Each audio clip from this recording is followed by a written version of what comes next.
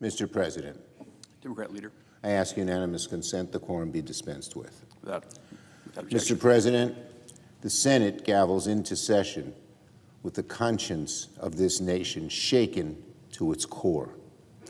Last Saturday, in the Eat Street district of Minneapolis, 37-year-old Alex Preddy was shot and killed by a Border Patrol agent after he was trying to help a woman thrown to the ground by federal officers.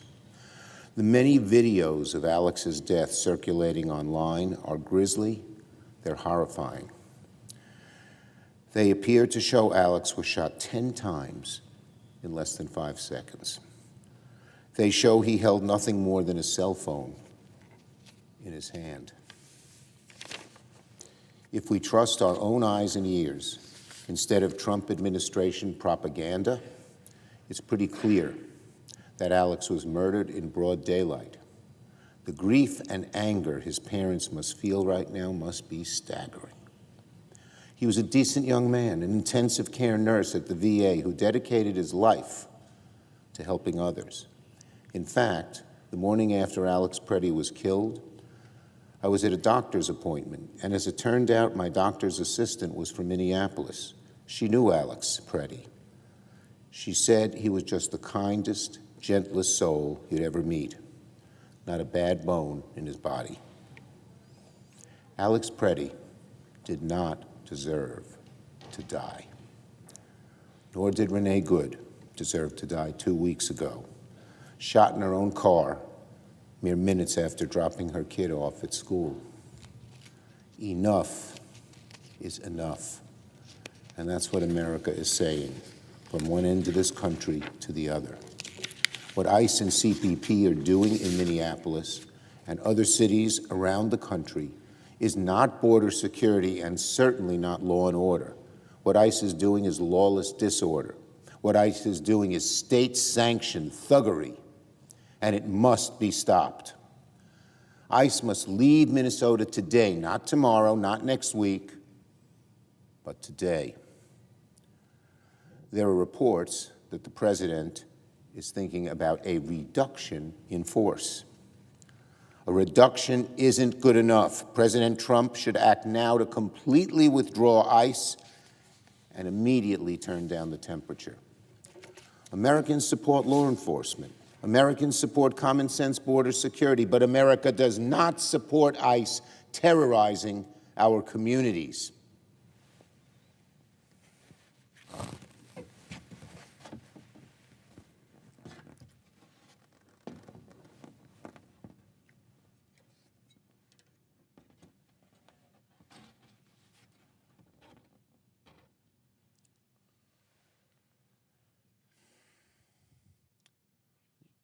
Look at this picture. This is the kind of picture we're seeing more and more in American cities when ICE descends upon them. Federal agents shooting at and threatening protesters.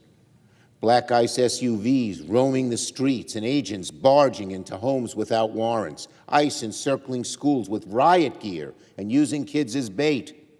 And terrorizing our communities to the point that people are afraid to go to work, to church, shop for groceries.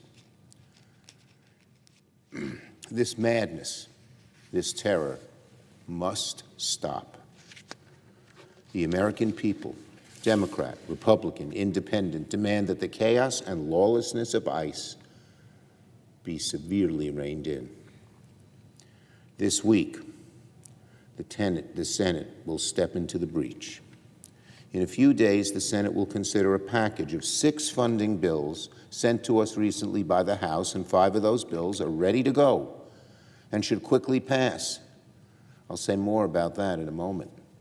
But in the wake of ICE's abuses and the administration's recklessness, the Senate must not pass the DHS budget as currently written and must be reworked to rein in and overhaul ICE to ensure the public's safety.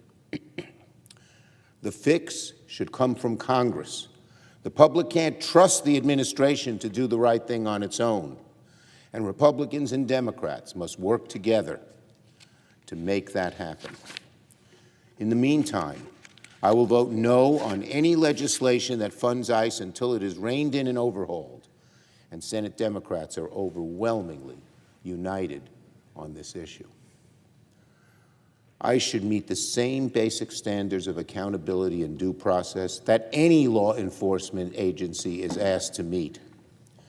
Now, separately, to finish the appropriations process, Leader Thune should split the funding bills and move forward with the 5 that already have broad support from both parties. If Leader Thune agrees to split the bills, just as Speaker Johnson split them in the House, and puts the 5 on the floor, I'm confident they will sail through the chamber, and we will have funded 96% of the federal government. But if Leader Thune insists on holding a vote on DHS legislation that he knows will not pass, then he will guarantee yet another unnecessary government shutdown this Friday, and the shutdown will be on Leader Thune's shoulders. Leader Thune's choice is very simple. Move the 5 bills that are ready and fund 96% of the government while we work to improve the DHS bill, the Homeland Security bill. Or Thune can trigger a shutdown by forcing a vote on a bill everyone knows cannot pass at this moment, the combined bill that contains DHS. The ball is in Leader Thune's court. He must quickly move to prevent a shutdown.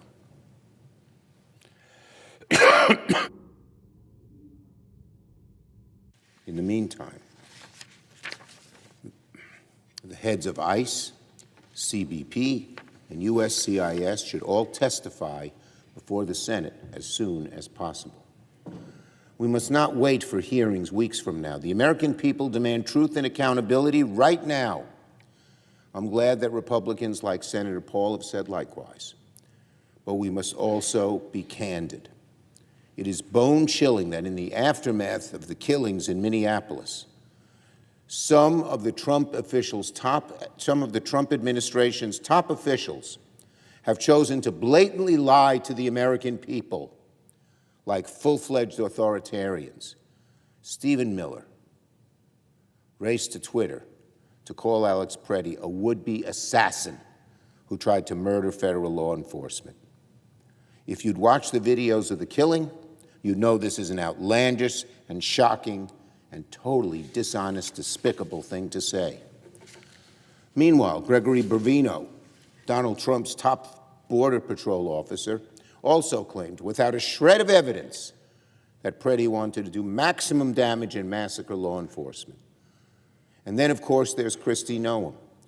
Merely hours after Preddy's death, Noem claimed again, without so much as a morsel of evidence, that he had committed an act of domestic terrorism and wanted to perpetrate violence. You know what the reaction of these Trump officials, too many of them, seems to be when something terrible happens? To lie about it. That's their immediate reaction, not to find the truth, not to express any sympathy to those who are dead, but to lie, lie, lie. It's despicable. It's so un-American. It's so different than what we have seen in so many previous administrations. Lies, all of it, just blatant, sickening lies. And that is what these administration officials almost automatically turn to when there's difficulty and there's trouble. Kristi Noem is a liar. She's vicious. She's also incompetent. Donald Trump must fire her at once before another American is killed under her watch. So I'll say it again. It's bone-chilling that Donald Trump's goons will so eagerly and almost lazily lie right to the public's face. Right to the public's face. And where is the accountability from Donald Trump? He said nothing to call out the nastiness and lies from Noem and Miller. It seems he almost prefers to have serial liars in his administration than honest people. The kind of dishonesty we see from Kristi Noem and Stephen Miller is the bread and butter of authoritarian regimes. And it's dangerous, dangerous territory for our country. When a government tells its people, ignore what your eyes see and forget what your ears hear, just listen to us instead, then for all practical purposes, it's not trying to act like a government in a democracy. This is how dictatorships operate, and we're seeing the signs right in front of us here in America.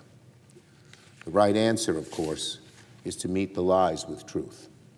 Here in the Senate, the American people deserve to hear that truth under oath when Kristi Noem and other administration officials testify as soon as possible. And across America, the people must keep defending the truth. They should keep showing up lawfully and documenting abuses by ICE. They must continue to protest peacefully and nonviolently, to exercise their rights to free speech and free assembly, to protect their communities from the abuses of this thuggish government. It may feel to many like the flame of democracy is flickering into extinction before our eyes and that there's no way to fight back. That is wrong. The good people of Minneapolis and so many cities around the country have shown the answer to authoritarianism. Hold firm, tell the truth, look out for one another, organize, protest. And when the time comes, exercise your greatest power of all. Go to the ballot box and vote. Vote, and vote out the liars. I yield the floor. Call the roll. Ms. Alsobrooks.